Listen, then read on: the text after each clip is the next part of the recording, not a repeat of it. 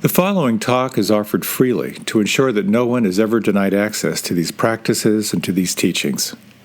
If you feel inspired to make a donation to support this offering, you can go to my website at jonathanfoust.com. While you're there, you can also sign up for a monthly newsletter designed to support you in your practice. Thank you, and enjoy.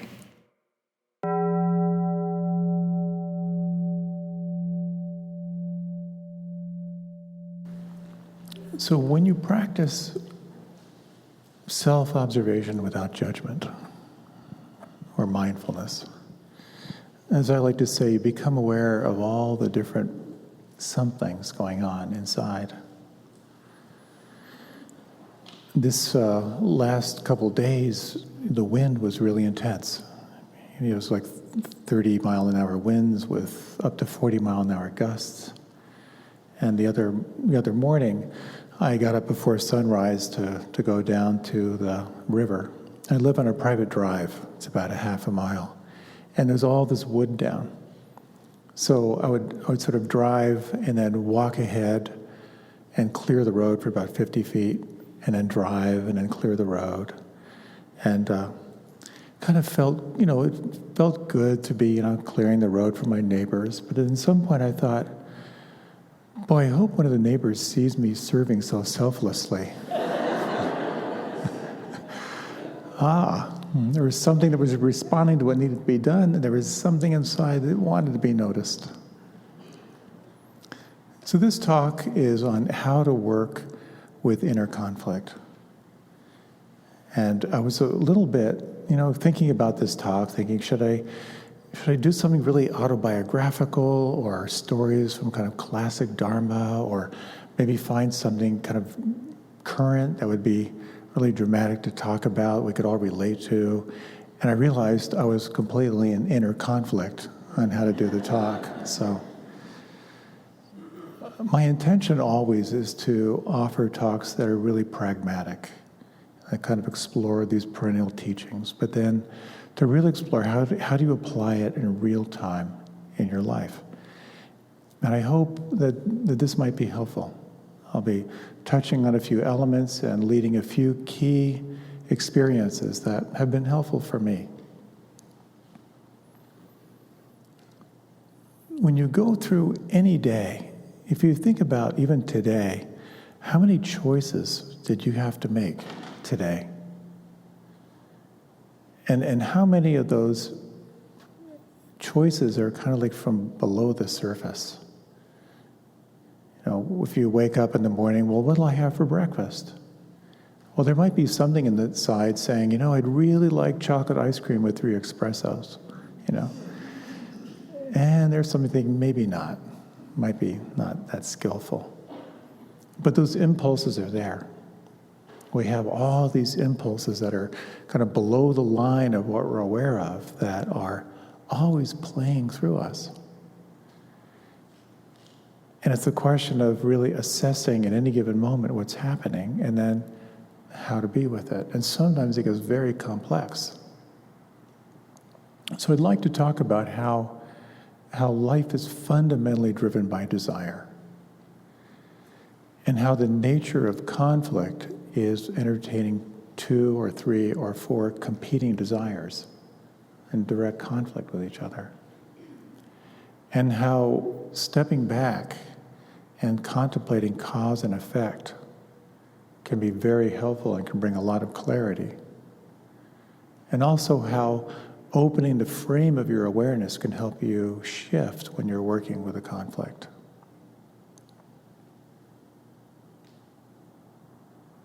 I was thinking about this talk. I suddenly remembered someone from the ashram, a good friend. I'll call him Rajiv, mostly because that was actually his name. He was really into optimal health, and I don't think he'd disagree that he was rather fastidious, and to tell the truth, paranoid about his health.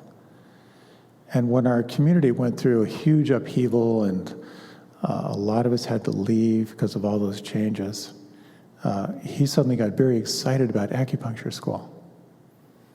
And I remember him saying, hey, there's this acupuncturist I talked to. He makes $85,000 a year part-time. He's very, very excited about that. And then a friend of him asked him, are you sure you want to be around sick people all day? And then his response was, ew, I don't want to do that. I think we all have these fantasies about things we want to do, and then we're sort of struck by the reality of it. But it's desire that sets the whole wheel in motion. According to sort of Buddhist cosmology, it's desire that sets up the whole chain of our whole life experience. And if you don't examine your desires, they can get you into trouble.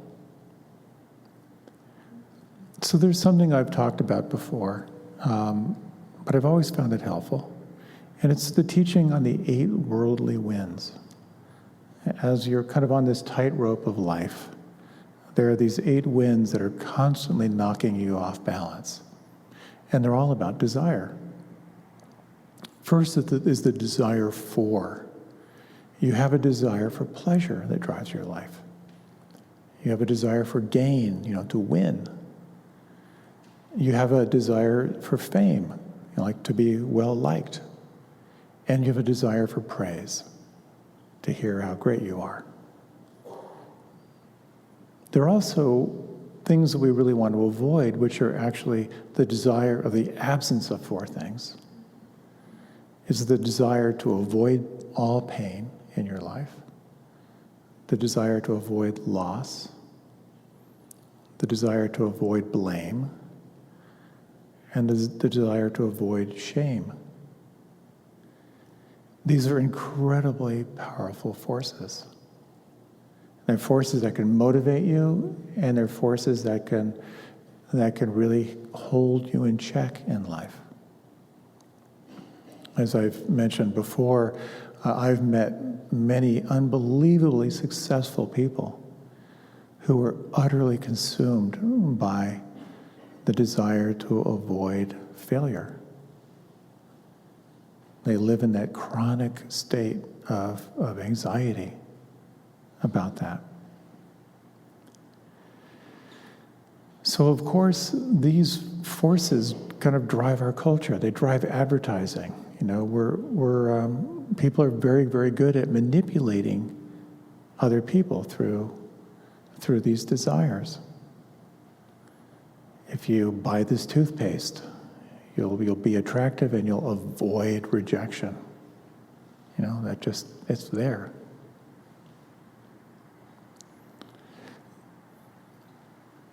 So the interesting thing is that when you again begin to practice self-observation without judgment, or non-judging awareness or mindfulness, you begin to see these desires. You begin to see how they play through, and you begin to see the mechanism of all of your conditioning that comes out of these inborn desires. And the good news is you can actually get free in the midst of those desires. As I think I mentioned last week, that you could say that enlightenment is the absence of desire. In any given moment, when you're not wanting anything other than what's here, that's a profound state of presence. So what happens is, when you're in conflict, one way to look at it is you're entertaining competing desires. I was in a deep conversation and an exploration with someone recently. And he had a very, very challenging relationship with his mother. His mother was really kind of psychologically not well. And she had alienated everyone in the whole family. She was living alone, very needy, very manipulative. And he was really hooked in with her. Like, he was the one who could talk to her. He was the one she trusted. But at the same time, she would also pour all of her manipulation into him. And he felt incredibly guilty about her living alone. But he also spent an inordinate amount of time trying to make her happy and feeling miserable in the process. So a huge conflict began to emerge because he and his partner were expecting a child.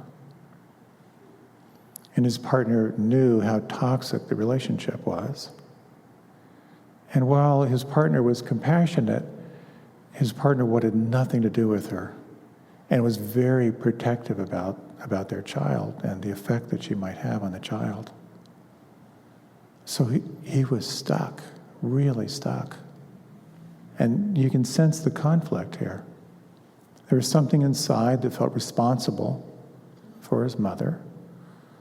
There was something inside that felt utterly violated and unhealthy about being around her.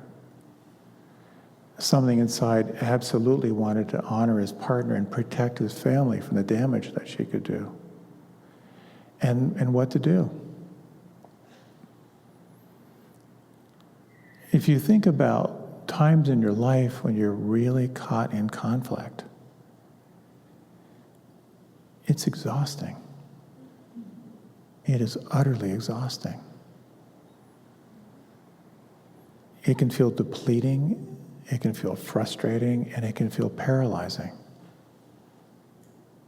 And that was pretty much how he felt. And so there were desires that informed his experience.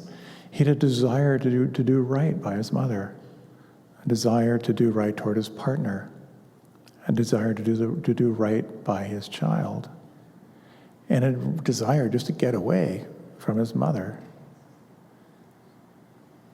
And so it's an interesting thing. If you look at these desires, they really can have a very wholesome quality. When you really break down any conflict that you're in and look closely at the desires, he really had a desire to take the high road. He wanted to make the decisions that would best serve everyone.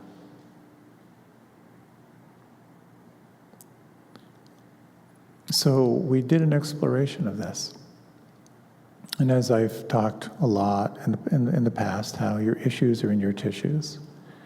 And we really explored how carrying this conflict felt on the inside. And he realized how utterly exhausted he was. Deeply, deeply exhausted from carrying this so much. And through that very deep listening and calming and sensing, there were some action steps that began to emerge. And he realized that his first priority had to be self-care. He had gotten depleted and he'd gotten utterly run down. He realized that in order to deal with all the conflict going on in his life, he actually needed to be at the very top form. And he was running on vapors. His cup really needed to be full. And he realized what he had to do was to set some clear boundaries with his mother that would honor his family. But he also needed to clarify things with his partner to figure out how they were going to handle it together. And what was interesting in that little investigation that we did was that the very first thing that came to him was the need for self-care. And I think it's so important to acknowledge how when you're caught in conflict or you know of someone who's sort of in that exhausting, paralyzing place of conflict, there's such deprivation of energy. There's a really interesting thing, a recent study on sleep and sleep deprivation. When they've done all these test cases where they systematically cut back on people's sleep, when they do all this cognitive testing, the people taking the tests say they're fine. They think they're thinking clearly, but it's very clear in the test that their cognitive function is dramatically impaired. So you think you're fine, you assume everything's okay, but you're really not seeing clearly. So when your cup is empty and you're still entertaining conflicts in your life, it's so important to fill your cup, whatever that may mean for you. Anytime we're in conflict and we're sort of stuck in that cycle of paralysis, it's like we're doing the same thing, hoping for a different result. But something has to change. And so, as in all these practices, we talk about the backward step. Just really stepping back to look closely at what exactly is going on here. Is there a way I can be with it that's both wise and compassionate at the same time? And for him, it was very, very helpful to really see clearly kind of the damage that he was doing to himself by not responding in a different way. But also how that lack of clarity wasn't helping anyone at all. So setting clear boundaries, but also enrolling his partner to help solve the problem was the beginning steps for him to work his way out of that piece. A very helpful way to explore conflict, too, is to contemplate cause and effect. That is to look at the karma of the decisions you might have to make.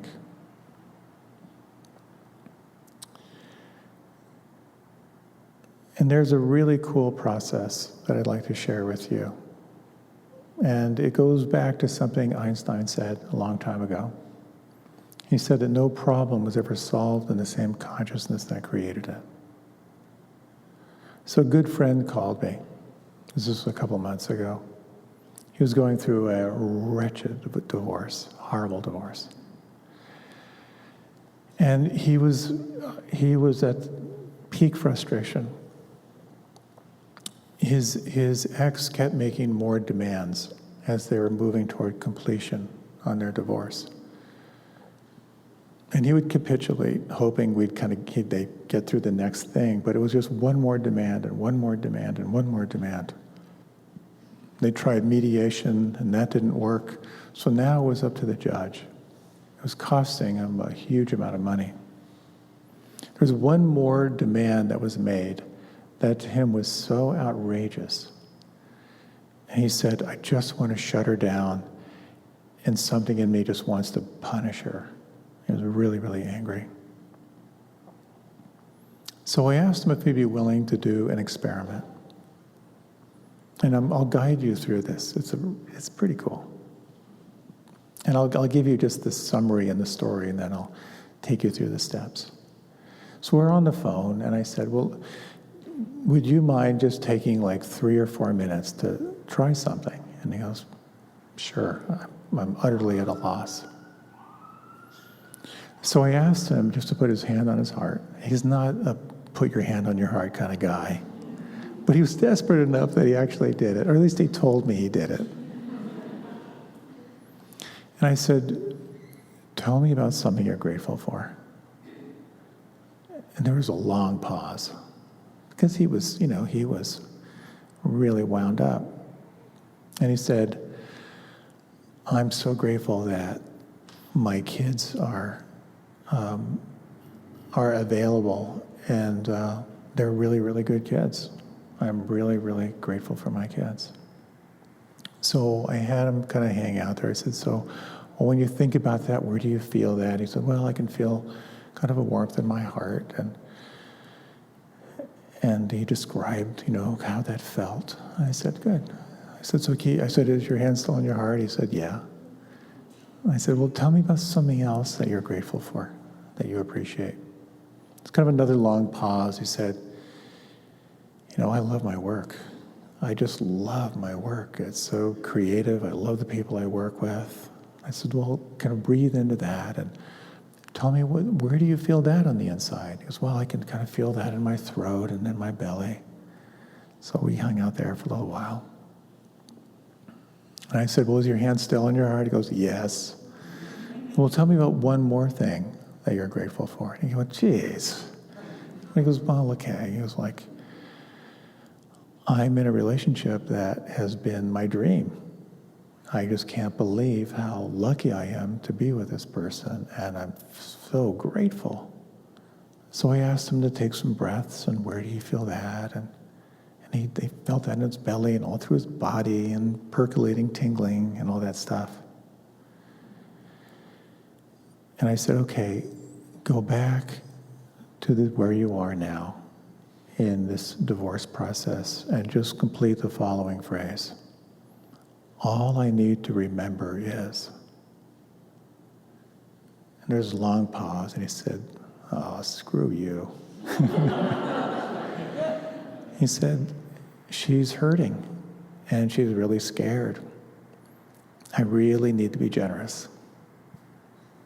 Boom.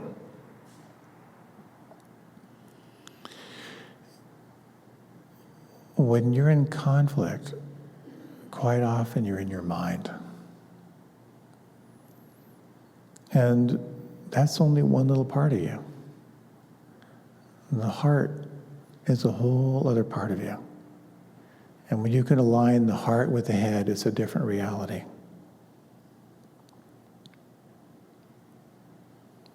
So there are many approaches to this balance of heart and mind. These are the two wings of mindfulness practice.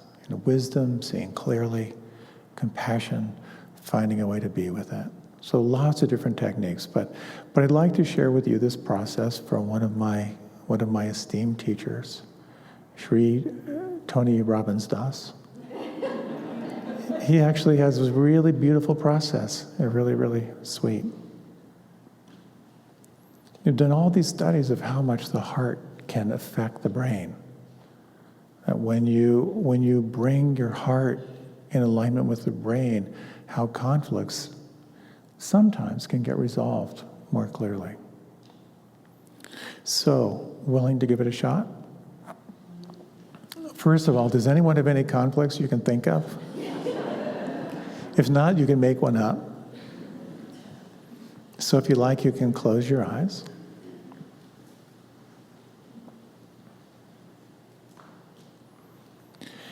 And take a moment just to go through the files and just to kind of reflect on a conflict that is present for you right now. And again, you can think of this conflict as their competing desires. If you need more time, raise your hand up high. Okay. So again, take a little while just to bring into mind a conflict. And seriously, if you can't think of one, you can make one up, just to try on this little technology.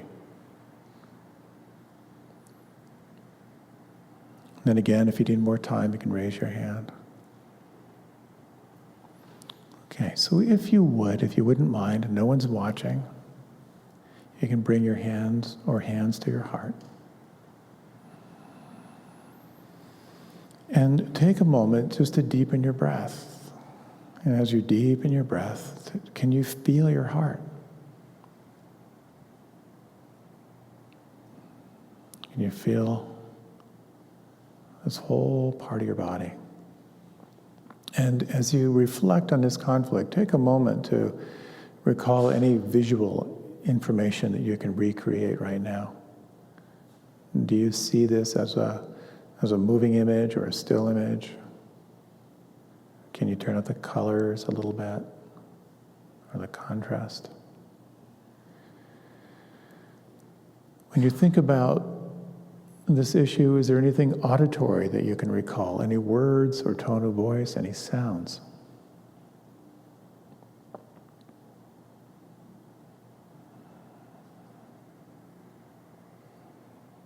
And take a moment just to sort of sense on the inside, when you think about this issue, what does it feel like? Can you locate that on the inside? So this will take just a few minutes. Let your breath be slow and full and deep, and really just sense your hand here in the heart.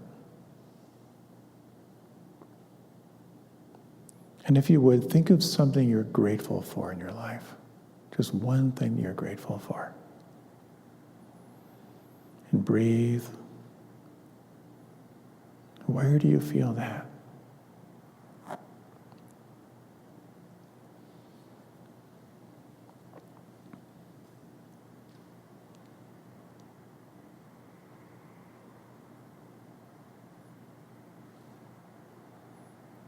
And bring into mind, is there something else that you can think of right now that you are really grateful for in your life, something you appreciate?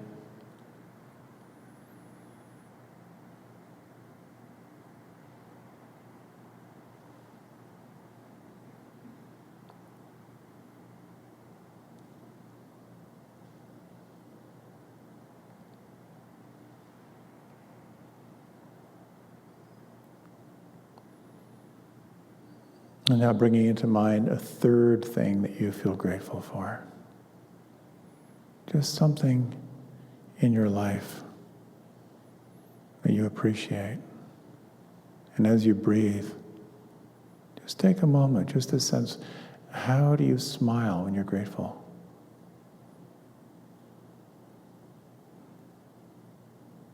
What is the look in your eye when you're grateful and you appreciate?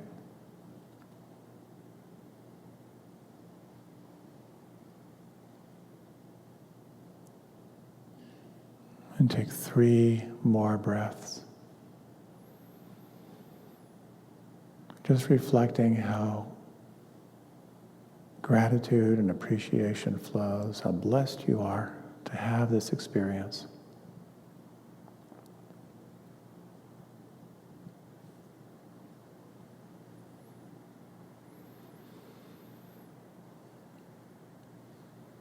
And now, if you would, bring your attention back to this unfinished business, back to this conflict, and let yourself just spontaneously complete the following phrase. All I need to remember is, or all I need to focus on is.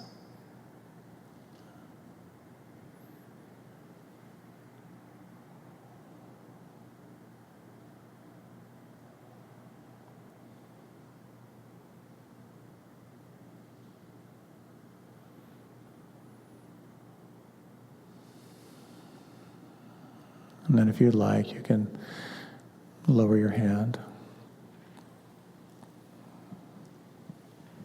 And if you'd like, you can open your eyes, or you can remain with them closed.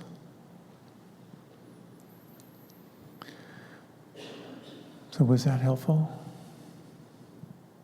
Anyone feel worse? I hope not. There's something so powerful about the alchemy of gratitude. It helps us to move from this kind of small place to a more expansive place. And when your consciousness shifts, you can begin to see through different lenses.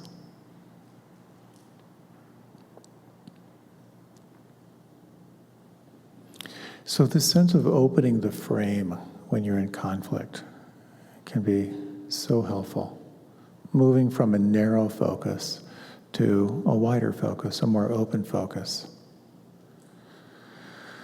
A good friend of mine who's since passed on was a therapist her whole life, and in her office, opposite of where her clients would sit, she had this huge poster of Earth from outer space. And quite often, as she would listen to someone's problem, she would just invite them to take a look at the poster, just to sort of reflect on that. And then they would start to explore possible solutions. So that remembering of how big the frame is can be so helpful. As one poet put it really well, he said, sometimes you have to take the 3,000-year view. That totally reframes my issues in a pretty big way.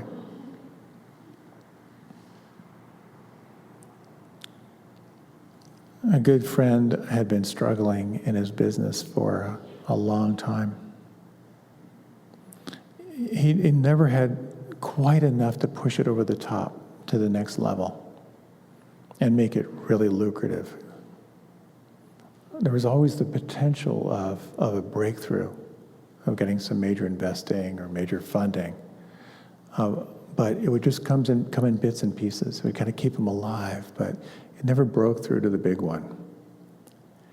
He really loved what he did, but the stress of trying to keep this company going was really wearing him down. So his conflict was, do I pull the plug or do I keep going? So opening up the frame can be very helpful. And the classic practice is the rocking chair test, if you're not familiar with that.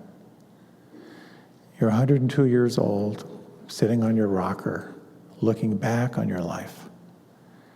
What was most important?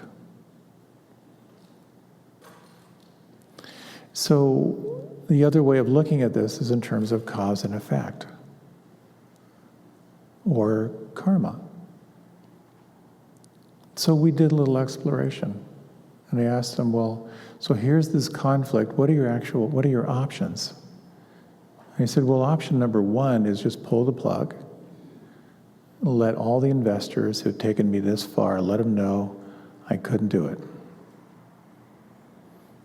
My second option is to just run down all the cash I have and keep these really good employees employed as long as I can, so I can support them and help them kind of move on.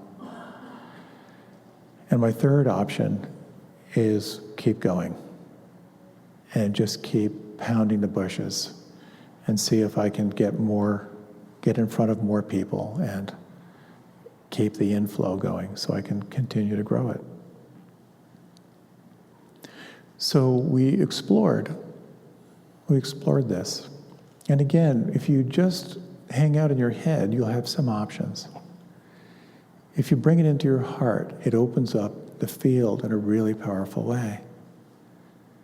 But you can also explore it in the body, because the body doesn't lie. The feedback you get from the body doesn't lie. And so we not only explored the idea of these options, but really how it felt on the inside. And so as we went through each of these options, he described what it would feel like if he just pulled the plug, what it would feel like if he just sort of ran it out, and what it would feel like if he pushed on. And after some exploration of really investigating how all of this kind of lived on the inside, how these issues were in his tissues, at some point he said, really, there's no choice here. I have to keep going. I couldn't live with myself if I stopped. So we talked more about that, and again, sort of reflecting on how it felt, and he committed to another 6 months. And in that 6 months, it kind of gave him a surge of power to kind of keep on going.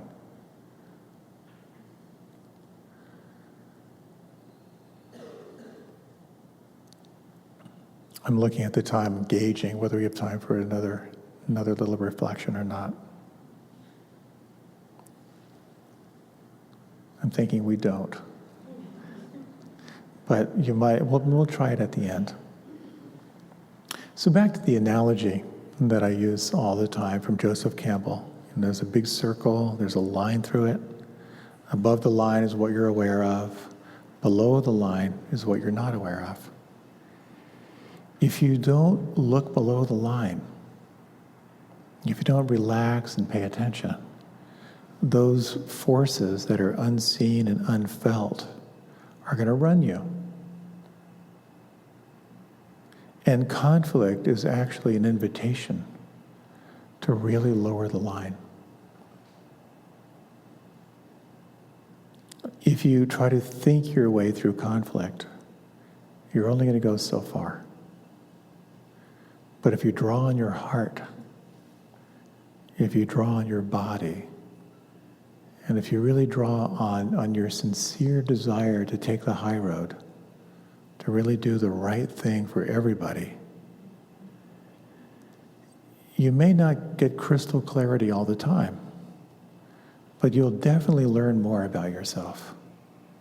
You'll learn more about the deepest desires that inform your life.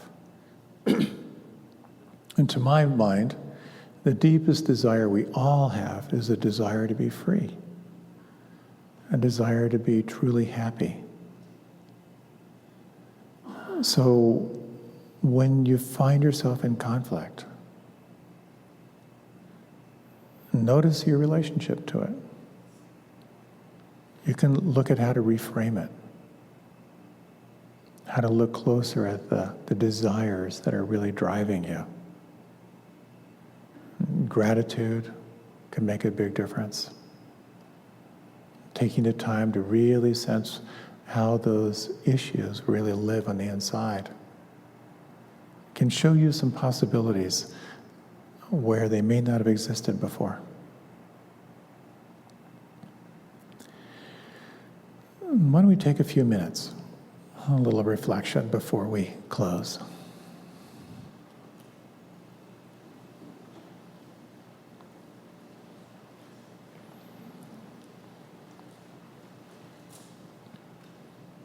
If you like, you can slow down your breath.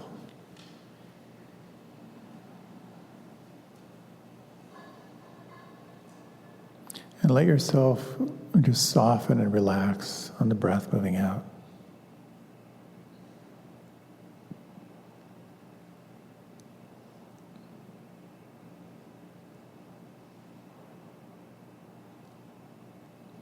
Your life is informed by desire. You might take a few moments and just to explore the following question. What is your experience right now in the absence of desire?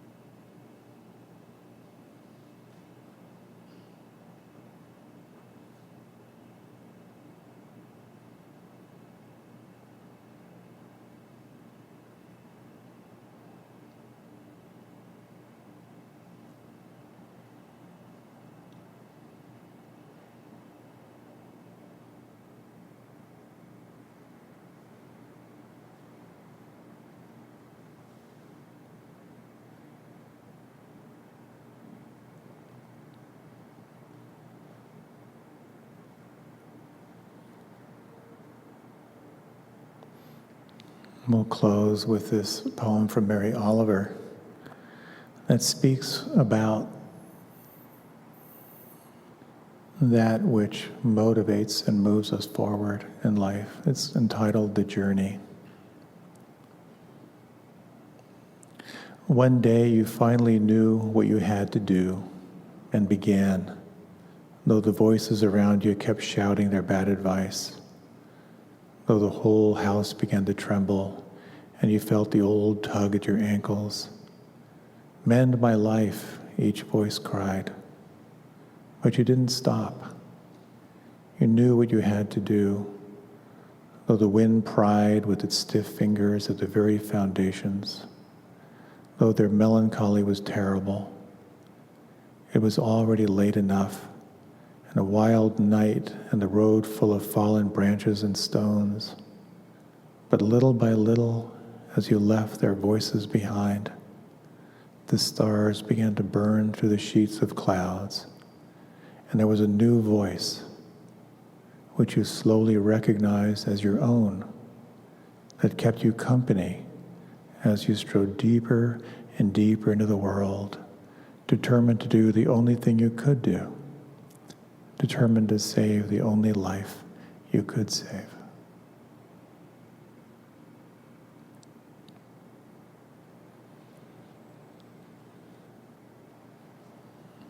In these final moments, you might again bring your attention to something for which you feel gratitude and appreciation.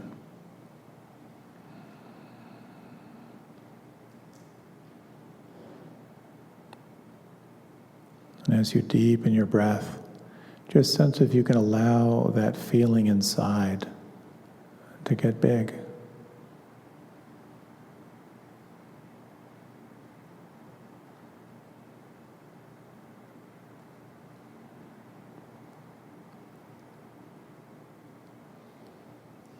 And in your own way, to wish yourself well on your journey.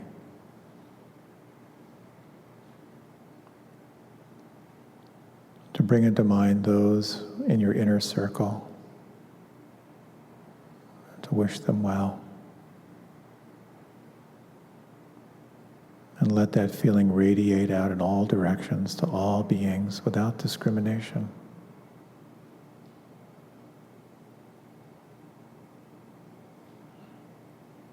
May all beings feel free. May all beings feel happy.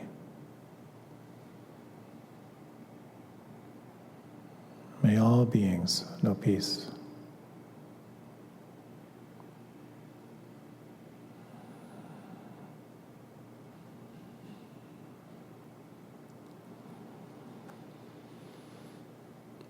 And gently deepening your breath.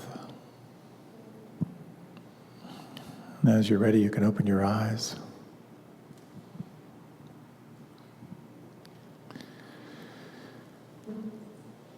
Thank you so much for your time and attention.